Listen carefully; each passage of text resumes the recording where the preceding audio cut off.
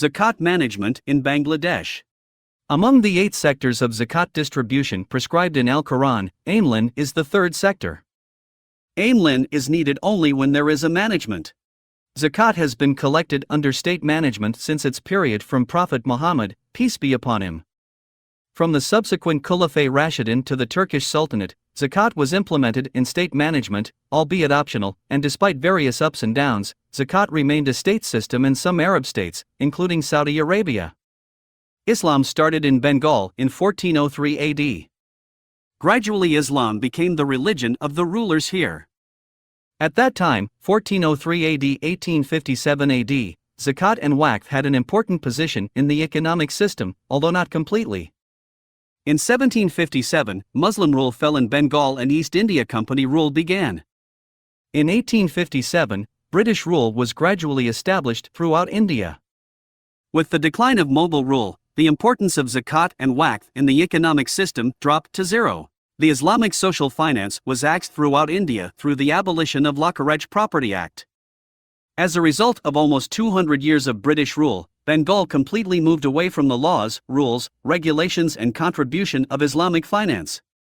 In 1947, Pakistan was formed with Muslim-dominated areas, and in 1971, a completely independent state named Bangladesh was established from Pakistan. But still could not get out of the continuity of the British rule. In 1983, the government issued a zakat ordinance to regulate the collection and distribution of zakat through Islamic foundations, but it was not implemented in practice. In 2023, the Zakat Act was passed under the name Zakat Fund Management Act 2023 after repealing the ordinance. Through this act, the payment of zakat to the government zakat fund is optional and various aspects of its management are included. However, no detailed rules regarding distribution, management or zakat collection and management by private enterprises have been described. As a result, a muzaki as a zakat payer is completely free to pay his zakat. There is no monitoring system regarding how much zakat was collected, where it was paid, whether it was distributed at all, what other organizations did, whether private organizations is followed Sharia or state laws in practicing zakat. Common misconceptions about zakat. There are a small number of people who calculate correctly and pay zakat properly. There is a large number of Muslims who give zakat, but some common mistakes are made. For example, I not following the rules and regulations of zakat. D. Giving small amounts of zakat repeatedly to the same person or institution to maintain the tradition of the father and grandfather. E. Giving a small amount of zakat in the form of relief, like distribution of saris, lungis. F. Distribution of zakat to gain popularity or reputation or to get votes in elections. G. Imposing something on the zakat receiver without considering his priority needs.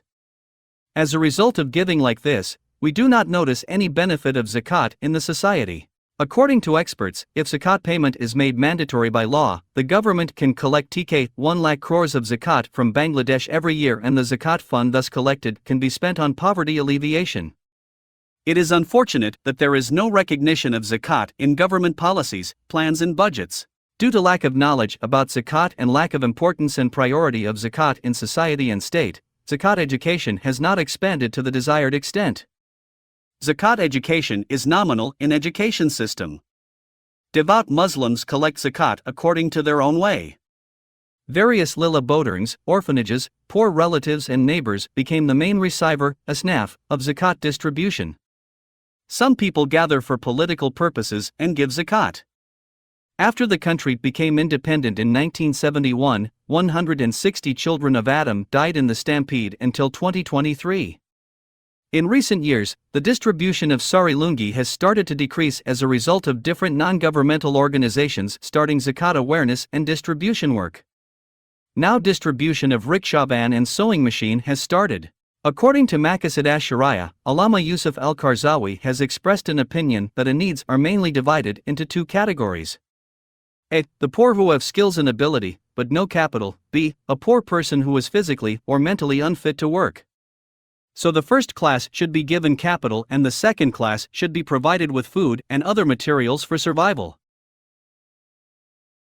Amidst the dismal state of government initiatives, some private initiatives in zakat management by private initiatives are noteworthy. The Center for Zakat Management, CZM, is pursuing new strategies integrating Sharia and modern management philosophies in zakat management. Conducting baseline survey for selection of zakat recipients, formation of group-based revolving fund, supervision and monitoring, provision of technical training, joint ventures initiatives, creation of entrepreneurship, debt relief, human resource development, meeting nutritional needs, provision of health services, transparency and accountability in distribution of zakat. CZM is playing an important role in poverty alleviation through programs such as coordination with national policies. Apart from CZM, several other organizations have started working on zakat, and most of their work is relief-based and temporary as opposed to development activities. Instead of constructive programs, they collect zakat funds in addition to traditional work, distribute relief in various natural calamities, manage 2-3 orphanages, or hand over some resources for income-raising work. But due to the lack of monitoring, no research has been conducted on the extent to which the transferred assets have helped to increase incomes or fundamentally improve the quality of life. Institutional management of zakat. What does the institutional management of zakat? Management of zakat collection and distribution by a specialized organization is important. And that organization should have legal validity and specific scope of work. Other characteristics that must be present are 1. Setting specific goals and objectives, 2. Recruitment of suitable and efficient manpower including organizational structure, 3. Specific tactics and procedures, 4. Transparency and accountability in decision-making processes in financial management, 5. Sharia compliance measures on overall operations, 6. Formulation of specific roadmap with the aim of poverty alleviation and elimination of socioeconomic disparity, 8. Taking integrated programs to improve the overall quality of life, 9. Linking government programs with zakat-based poverty alleviation programs, 10. To keep monitoring and evaluation system in the process of implementation of various programs of the institution.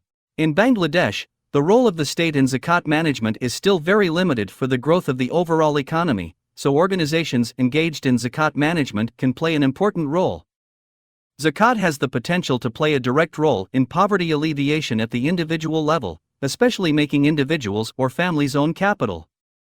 They can be supported with healthcare, education, clean water and sanitation, skills training and social services. By analyzing and reviewing the opinions of Muslim scholars and the Islamic Development Bank, the following general strategies for poverty alleviation through zakat can be identified. 1. To provide for not only the needs of wealth, but also the moral, psychological and spiritual development of man. 2. Adoption of integrated programs for overall welfare of individual and family in poverty alleviation. 3. Giving top priority to meeting basic human needs. 4. Transfer capital to increase the income of the poor. 5. Bringing non-productive at-risk individuals or families directly into the financial assistance or social safety net. 6. Facilitating accessibility, apabong, of the poor to the availability of state equal opportunities. 7. Assisting with capital and training for the establishment of productive small-scale industries. 8. Providing employment for skilled workers by creating them. 9. Undertake sustainable activities for the welfare of the world and the hereafter. And 10. Following the principles of unity and working in Muslim life. There are several important differences between the Islamic approach and conventional poverty alleviation programs. For example, conventional development concepts ignore the moral and spiritual. As a result, a void remains in the consideration of overall human welfare. On the other hand, in the question of sustainable development, the conventional concepts have not given equal importance to the mundane and supernatural aspects of human life. A person who believes in the afterlife has a perspective reflected in his overall activities. In addition, in terms of equitable distribution of wealth and income, the transfer of zakat and sadaqah is clearly ensured in any existing financial system and policy. Again, many public and private organizations that work for poverty alleviation, in most cases their programs or projects are not multifaceted and integrated. They specialize in one or two major sectors, such as microfinance or healthcare. On the other hand, zakat and sadaqah attempt to solve the multifaceted problems of people in a coordinated manner. However, it is not possible to establish zakat as an effective financial tool for poverty alleviation through the system in which zakat is distributed in Bangladesh.